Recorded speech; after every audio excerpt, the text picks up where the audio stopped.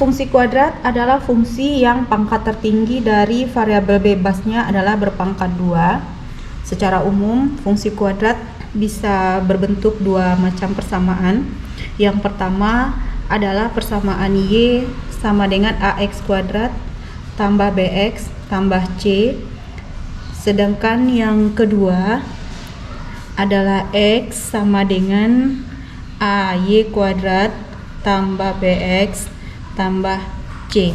Di sini terlihat bahwa untuk fungsi kuadrat yang pertama variabel bebasnya adalah X. X di sini pangkat tertingginya adalah pangkat 2. Sedangkan untuk fungsi kuadrat yang kedua, variabel bebasnya di sini adalah Y, di mana pangkat tertinggi dari Y ini adalah berpangkat 2. Nah, kedua bentuk fungsi kuadrat ini kalau kita gambarkan dalam bentuk grafik, maka fungsi kuadrat yang pertama akan berbentuk kemungkinannya adalah bisa terbuka ke atas atau terbuka ke bawah. Sedangkan untuk persamaan kuadrat yang kedua, kemungkinan gambarnya boleh jadi terbuka ke samping kanan atau terbuka ke samping kiri. Nah, sekarang kita lihat dulu untuk persamaan yang pertama, Y sama dengan AX kuadrat ditambah BX ditambah C. Persamaan fungsi kuadrat ini bisa kita gambarkan dalam bentuk grafik. Cara menggambarkannya dalam bentuk grafik adalah kita perhatikan dulu kalau seandainya nilai A ini besar dari 0 atau nilai A itu bernilai positif, maka kemungkinan kurva tadi adalah dia terbukanya ke atas. Sebaliknya, kalau A ini kecil dari 0, berarti nilai A itu negatif, maka nanti kurvanya akan terbuka ke bawah. Ini syarat yang pertama yang perlu diperhatikan. Kemudian yang kedua, kita perlu cari nilai dari D atau diskriminannya. Nah, nilai diskriminan ini bisa dirumuskan dengan B kuadrat kurang 4AC. Seandainya nilai diskriminan yang sudah dicari itu besar dari 0, maka boleh jadi kurva yang terbentuk itu akan memotong sumbu X pada 2 titik.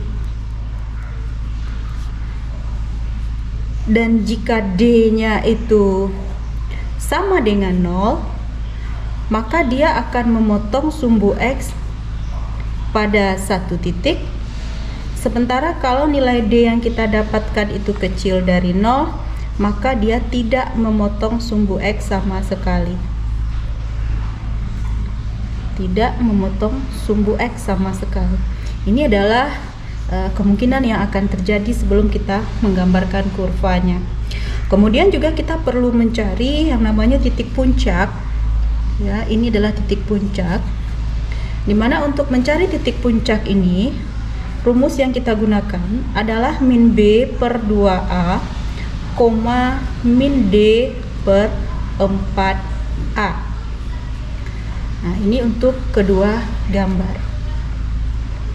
Kemudian yang kedua, kalau seandainya persamaan dari fungsi kuadrat kita itu adalah X sama dengan AY kuadrat tambah BY tambah C, maka sebelum menggambarkan kita harus perhatikan dulu kalau seandainya nilai A-nya itu besar dari 0 atau bernilai positif, maka kurva yang akan terbentuk itu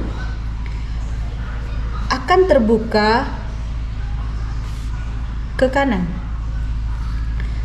Sebaliknya, kalau A-nya kecil dari 0 dan nilainya itu negatif, maka dia terbukanya nanti ke kiri. Bisa di kuadran 1, di kuadran 2, atau memotong sumbu Y ini, ya. Nah, kita pun perlu mencari yang namanya nilai diskriminannya.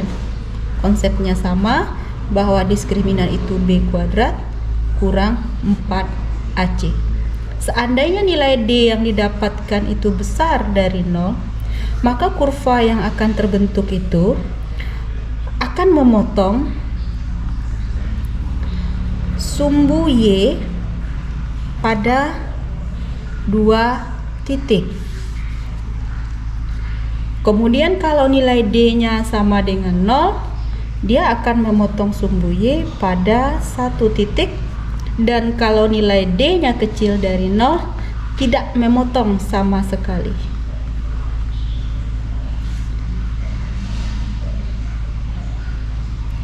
Dan untuk mencari titik puncaknya, kita gunakan rumus, kebalikan rumus yang tadi, min D per 4A, min B per 2A. Ini adalah cara menggambarkan fungsi kuadrat. Nah, sekarang kita lihat aplikasi dari fungsi kuadrat dalam ekonomi. Yang pertama adalah pada keseimbangan pasar.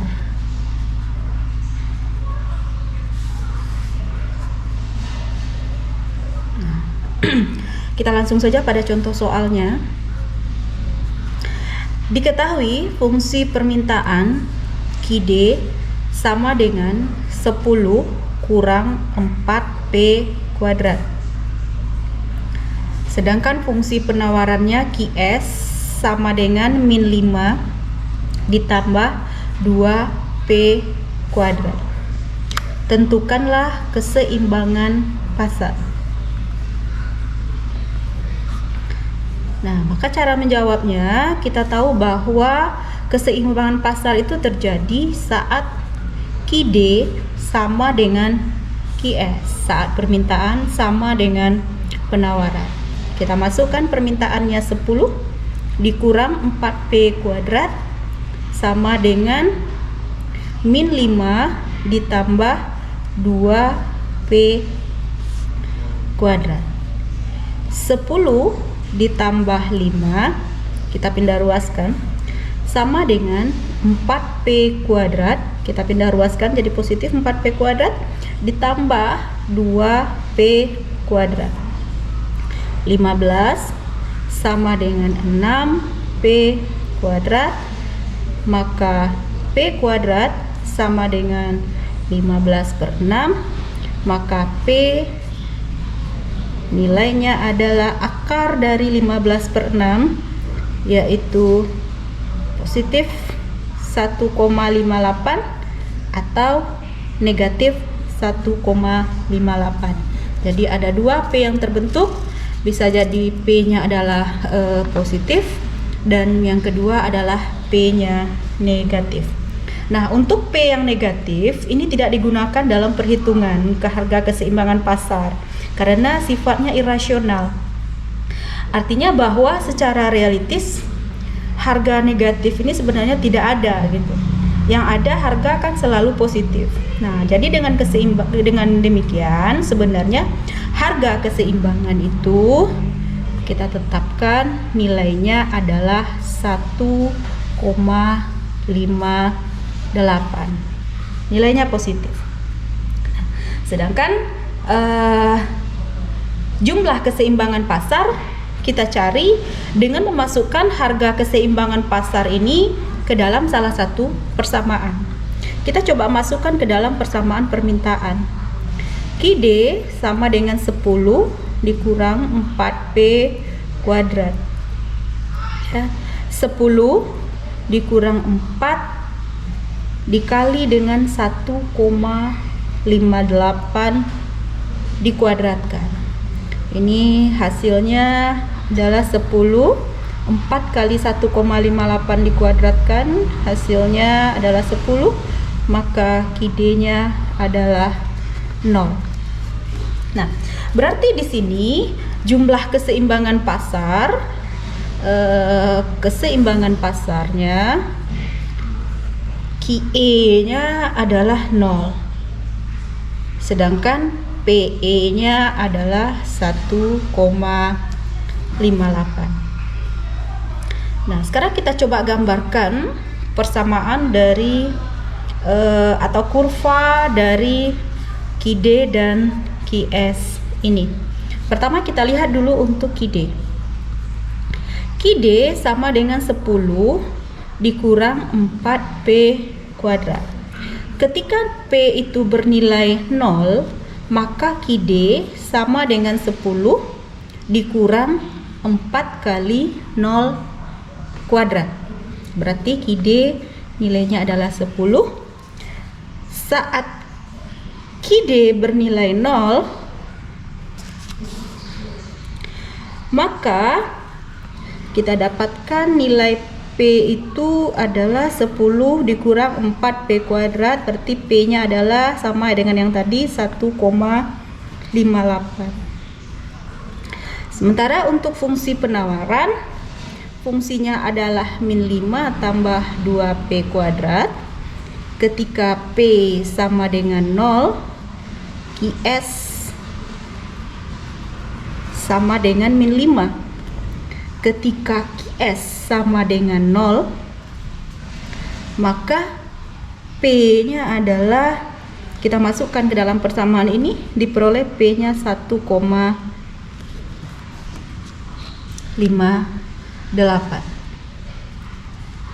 Nah, sekarang kita masukkan ke dalam kurva. Kita buatkan kurvanya. Ini adalah Q, kemudian ini adalah P. Yang pertama, saat Q bernilai 10, P-nya adalah 0, yang ini. Kemudian saat P 1,58, Q-nya adalah 0. Kemudian yang kedua, saat P sama dengan 0, Q-nya adalah min 5, misalkan saja di sini min 5. Kemudian saat Q sama dengan 0, P-nya adalah 1,58. Jadi kalau kita gambarkan grafiknya, ini dia akan putus-putus. Di sini juga ada negatif 1,58 karena nilainya ada 2 tadi. Kita sambung gambarnya. Dan ini kalau kita teruskan tentu bentuknya seperti ini. Nah, ini adalah persamaan dari QS tadi. Kemudian yang kedua, kita hubungkan pula titiknya. Dan ini tentu ada 2 pula nilainya di sini, 1,58. Maka ini adalah persamaan dari permintaan. Dan ini adalah titik keseimbangan pasar, di mana harga keseimbangannya adalah 1,58 dengan kuantiti keseimbangannya adalah 0. Aplikasi fungsi kuadrat yang kedua dapat kita lihat dari pajak dan subsidi. Sekarang kita lihat dulu pajak. Kita masih pakai contoh yang pertama tadi, bahwa QD sama dengan 10 dikurang 4P kuadrat, sedangkan QS adalah min 5 ditambah 2P kuadrat. Nah, seandainya pemerintah memberikan pajak sebesar Rp2 per unit, ya berarti ini adalah pajak. Tentukanlah keseimbangan pasar. Nah, cara menjawabnya, sebelum pajak kita sudah dapatkan tadi keseimbangan pasar pada P 1,58 dan Q-nya adalah 0. Nah, sekarang dengan pengenaan pajak Rp2 per unit akan mengurangi jumlah penawaran. Berarti yang berubah hanya pada fungsi penawaran saja. Berarti QS sekarang ya, QS yang telah dikenakan pajak min 5 ditambah 2 dikali dengan P kurang 2 kuadrat. Ya, karena pajak yang disepakati di sini nilainya adalah 2. Sekarang kita cari keseimbangan pasar. QD sama dengan QS yang telah dikenakan pajak. QD-nya tetap 10 dikurang 4P kuadrat sama dengan min 5 ditambah 2 kali P kurang 2 dikuadratkan. Nah, sekarang kita selesaikan. 10 dikurang 4P kuadrat sama dengan min 5 ditambah 2 kali, ini kita uraikan menjadi P kuadrat dikurang 4P ditambah 4, sehingga 10 dikurang 4P kuadrat sama dengan min 5 ditambah 2P kuadrat dikurang 8P ditambah 8. Kita kalikan ke dalam.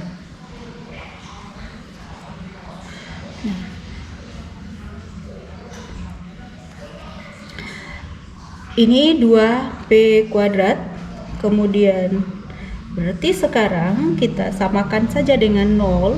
0 sama dengan 2P kuadrat ditambah pindah ruas 4P. 4P kuadrat dikurang 8P ditambah 8 dikurang 5 dikurang 10. Jadi 10 ini kita bawa ke sini, tandanya menjadi negatif. 0 sama dengan 6P kuadrat dikurang 8P dikurang 7. Nah, dari persamaan ini kita bisa cari P1 dan P2 dengan menggunakan rumus A, B, C. Untuk mencari P12 pakai rumus A, B, C, rumusnya adalah min B tambah kurang akar dari B kuadrat kurang 4AC per 2A. Kita sambung ke sini.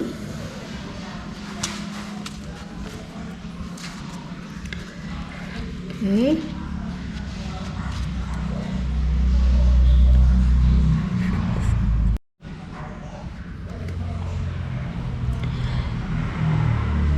Berarti P12 min B, B-nya di sini adalah 8, min dari 8 adalah positif 8. Berarti 8 tambah kurang akar dari B kuadrat min 8 dikuadratkan dikurangi dengan 4 kali A-nya adalah 6, C-nya adalah 7 dibagi dengan 2A. 2 kali A-nya 6. 2 kali 6. Kita selesaikan. Maka di sini diperoleh nilainya adalah 8 tambah kurang, ini dihitung, didapatkan hasil 5,23 dibagi 12. Maka P1 diperoleh 8 ditambah 15,23 per 12, sedangkan P2 adalah 8 dikurang 15,23 dibagi 12. Ini hasilnya adalah positif 1,93 dan ini hasilnya negatif 0,6025. Nah, nilai yang kita pakai adalah nilai yang positif. Berarti harga setelah dibebankan pajak menjadi 1, sedangkan tadi harga sebelum pajak adalah 1,8. Sekarang kita cari keseimbangan setelah pajak. Kita masukkan 10 kurang 4P kuadrat sama dengan 10 dikurangi 4 kali 1,93 kuadrat sama dengan 10 dikurang 14,89. Nah, sehingga didapatkan Q sama dengan 10 kurang 4P kuadrat, 10 dikurang 4 kali 1,93, 10 dikurang 14,89, diperoleh hasilnya adalah min 4,89. Ini adalah Q keseimbangan setelah dikenakan pajak.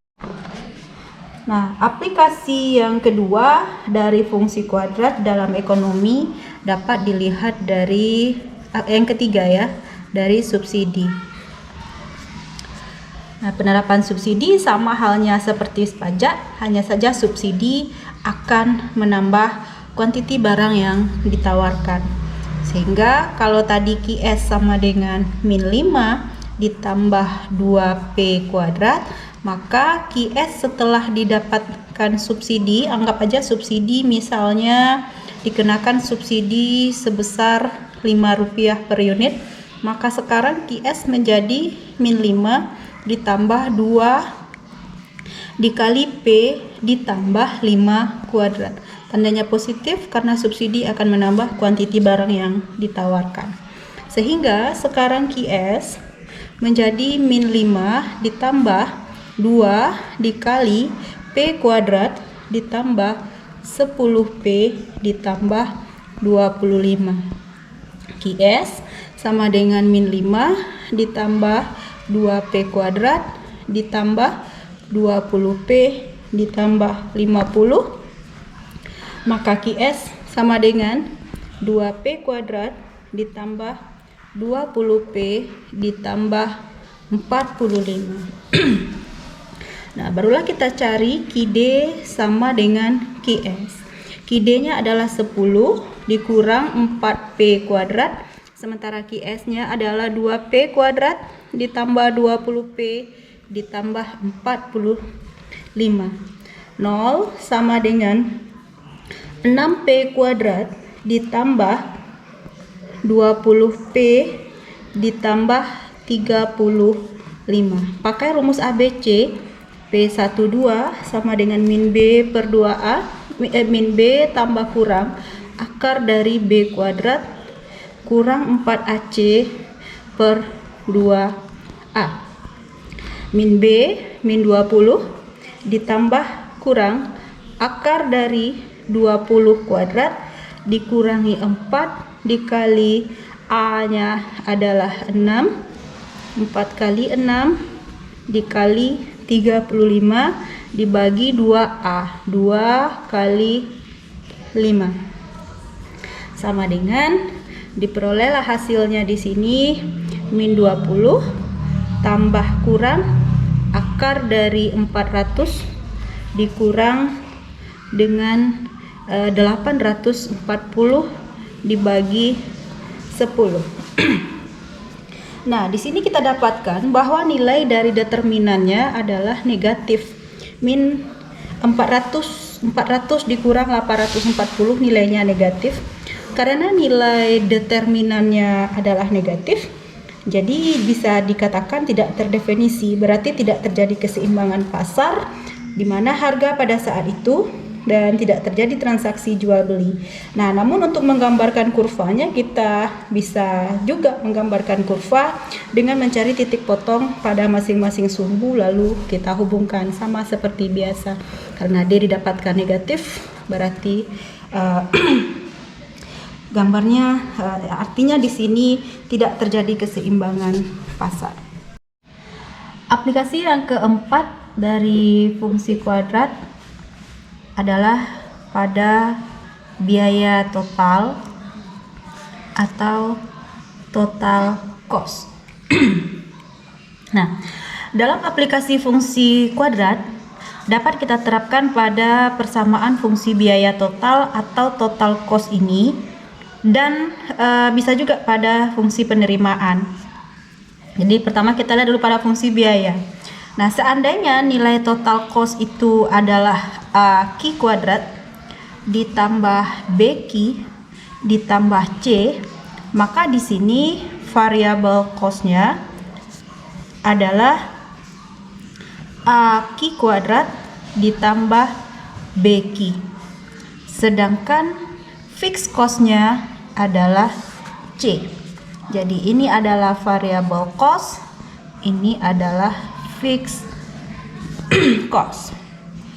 Nah, misalnya diketahui fungsi total cost adalah 4Q kuadrat ditambah 10Q ditambah 20. Tentukanlah berapa Q minimum. Nah, untuk mengetahui Q minimum, kita akan gunakan rumus sumbu simetris pada fungsi kuadrat, yaitu rumusnya I sama dengan min B per 2A, dimana di sini nilai B-nya adalah 10, kemudian 2A adalah berarti ini min 10, 2A adalah 2 kali 4. I sama dengan min B per 2A, min 10 per 2 kali 4, diperoleh hasilnya negatif 1,25. Nah, setelah didapatkan nilai Q minimum min 1,25, di sini kita identifikan min 1,25 ini adalah nilai Q minimum. Nah, sekarang kita hitung TC saat Q minimum. Berarti TC sama dengan 4 dikali dengan min 1,25 kuadrat ditambah 10 dikali dengan min 1,25 ditambah 20, maka TC sama dengan 6,25 dikurang 12,5 ditambah 10. Ini diperoleh nilai TC nya adalah 13,75. Ini adalah TC saat Q minimum. Nah, setelah kita dapatkan TC, kita bisa hitung juga biaya total rata-rata, average total cost, dengan rumus TC dibagi Q. TC nya tadi adalah 13,75, Q nya adalah min 1,25, diperoleh hasilnya min 11. Dan kita juga bisa hitung average variable cost VC per Q. V nya adalah min 6,25, Q nya adalah min 1. Aplikasi selanjutnya fungsi kuadrat adalah pada fungsi penerimaan. Ini aplikasi yang ke-5. Nah, sekarang jika kita tetapkan pada fungsi penerimaan, kita tahu bahwa TR sama dengan P dikali Q. Di sini juga kita akan memperhitungkan penerimaan total rata-rata ATR dan tambahan penerimaan atau MR, di mana ATR ini adalah PQ dibagi Q, sedangkan MR adalah turunan pertama dari TR terhadap Q. Kita pakai contoh. Jika diketahui fungsi permintaan P sama dengan 500 dikurang 4Q, berapakah produk maksimum yang bisa menghasilkan penerimaan total maksimum? Artinya berapa Q maksimum agar diperoleh TR maksimum. Nah, cara menjawabnya, kita tahu bahwa TR sama dengan P dikali Q. TR sama dengan P nya adalah 500 dikurang 4Q dikali Q. TR sama dengan 500Q dikurang 4Q kuadrat. Nah, untuk Q maksimum kita pakai rumus simetris tadi, min B per 2A, berarti min dari 500 dibagi 2 kali min 4 sama dengan min 500 dibagi min 8 sama dengan 62,5 unit, karena ini adalah Q maksimum. Nah, berarti kita dapat hitung di sini TR maksimum sama dengan 500. Kita masukkan Q-nya ke dalam, dikali 6,25 dikurangi dengan 4 dikali 6,25 kuadrat sama dengan, ini kita kalikan, diperoleh hasilnya 31.250, sementara ini hasilnya adalah 15.625, sehingga diperoleh TR maksimum itu adalah 15.625.